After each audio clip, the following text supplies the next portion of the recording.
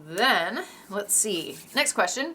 Can you find comparable brands to pain relief like Tylenol there?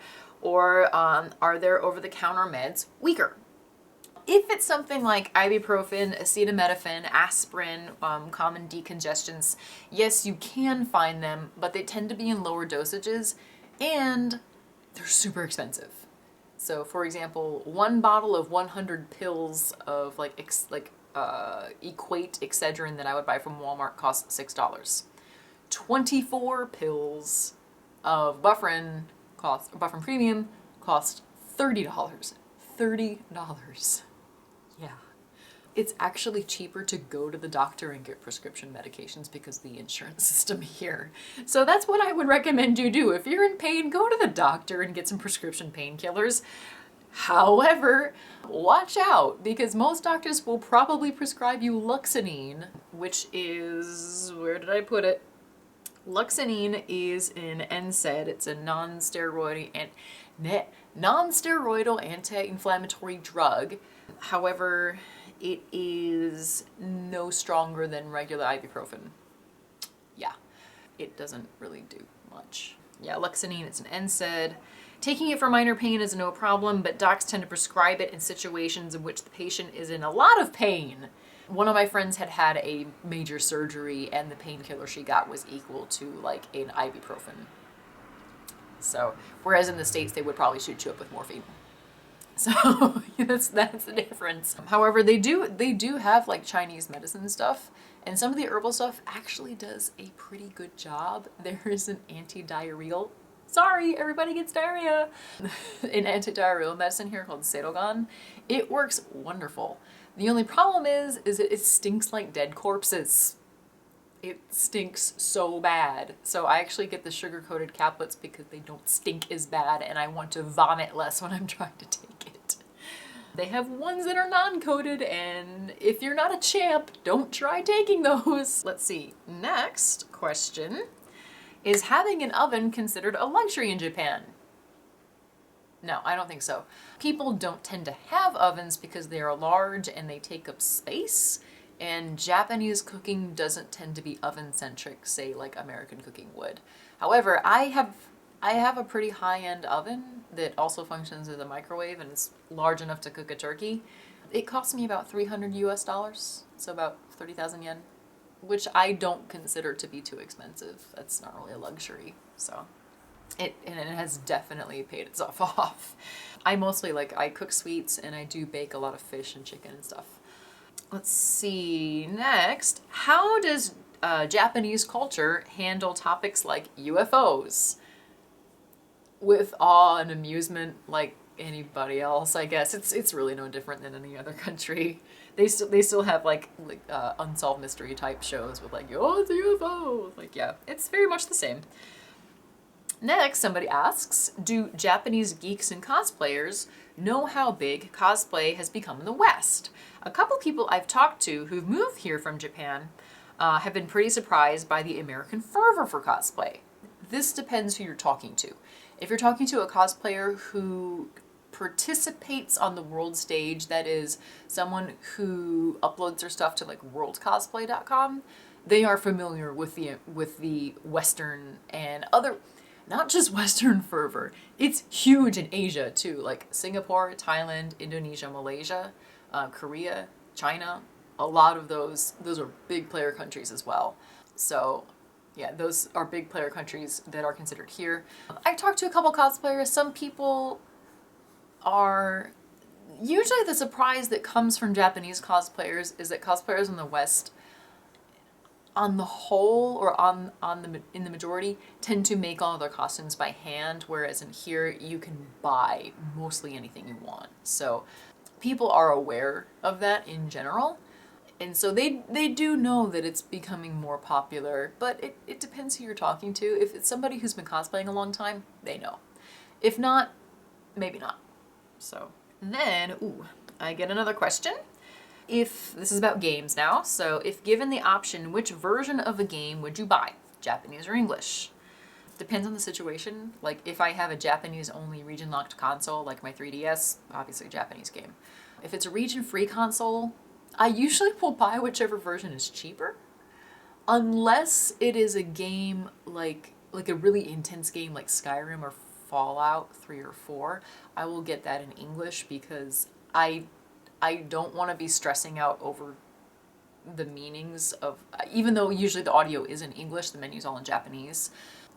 I don't want to be stressing out over the menus. But if it's something like Street Fighter or Hatsune Miku like Project Diva or like Idolmaster or games that only come out in Japanese or I can only find in Japanese because they're so rare, like Baten Kaitos 2, yeah, I buy those in Japanese. I can usually trudge through it. So it depends on the situation.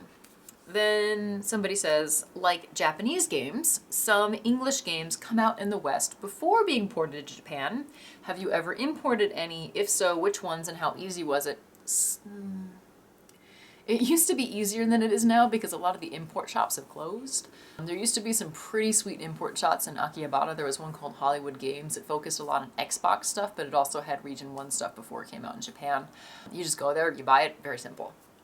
However, though, digital downloading of games has made that question kind of obsolete. Downloading has kind of killed that import issue. The next is a complex question. Someone asks, dating in Japan versus dating in the US or West? Unfortunately, I cannot answer this question very well because I only started seriously dating after I was 20. Which means that's after I moved to Japan. So, and the two guys that I did date in college were not American. One was a guy who was Korean, but he was raised in Japan, and the other guy was Taiwanese, but like he did travel to Japan quite a bit, so he had an interest. And all the other guys I've really ever seriously dated were Japanese. So I'm sorry I can't really compare because I've never seriously dated a Western or American guy. However, I think, you know, I don't think it's much different. There may be like some cultural barrier issues when you're dating. Some interesting things is I almost have to give like a warning sheet to someone when they start dating me, like, by the way, these things are going to start happening. For example, you are going to get stared at if you're hanging out with a foreign girlfriend. It happens. One of my previous boyfriends complained about that. He's like, oh my god, we get stared at all the time. And I was like, welcome to the club, champ. And like, it was interesting though, because it kind of got him thinking about how foreigners stick out here. And I remember one time we were both wearing yukata, like just for having a fun yukata date in Asakusa. And this little girl was like looking at me like she was really confused. And he looks at her, he's like, henjanai yo. And meaning like, it's not strange, little girl. And so like he would actually get frustrated on my behalf sometimes, where sometimes I'm very kind of like, he would notice things that annoyed him that I just tune out now to stay sane. So that's interesting. So yeah, if you start dating a Japanese partner, you may want to tell them things like, people are going to start staring at you. People may make underhanded comments about you being together right in front of your face. It happens.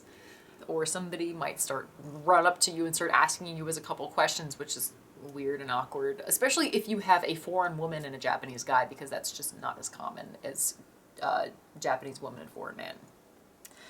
It is what it is. The next question is, where do you see yourself in 10 years? I really don't know. I don't think about the future anymore. I really only think about the present, which is probably not a good thing. Probably most likely still in Japan. If I did move somewhere, it would probably be to the UK. I don't see myself moving back to the States anytime soon because I just don't feel comfortable with the current climate. People getting shot at abortion clinics is not cool. So, like, you know, if I went home and was in a patch where I was stuck without health insurance or something and I had to go get like a pap smear or something, I don't want to get shot on, like, you know, going in to go get a pap smear. So I know, and I am kind of exaggerating there, but that's weird. Like, at least just compared to like values in Japan, that's weird. Americans are weird and I don't feel comfortable there. So yeah, I don't see myself going back to the States unless unless something changes a lot, and I don't even know what that something is. I will probably be working a similar job to what I am now, probably in the foreign language sales business. You know, I still have dreams. Whether I can achieve them or not, I don't know. But they all involve going back to school, which costs money and time, which I don't have. Like, I would like to go back to school to study fashion design or possibly get a master's in history, but I don't see it happening unless I suddenly like win the lottery or something. It's just financially, it's not feasible. Another one of my dreams, it sounds weird, but somehow contributing to the Mars missions coming up in 2030. I think that's really cool, and I would like to somehow contribute to it, but in my field, that's also not really possible. They don't need humanities people. Yeah, but I really have no idea. I wish I had a better answer to that question. And the last one. Summarize your experience in Japan in 5 words or less. A bit beyond my expectation. Okay, that's all. I'm going to edit this now, and hopefully it'll be up in a day or so. So I hope you guys enjoyed that. Please comment below if you did like it. If you have any more questions, do include them in the comments, and I will include them in a sequel, in a sequel video of Q&A. Also, I do have a Facebook and a Twitter, so if you have questions, please contact me there as well. But anyway, I hope you enjoyed the video, and yeah, all right, good night.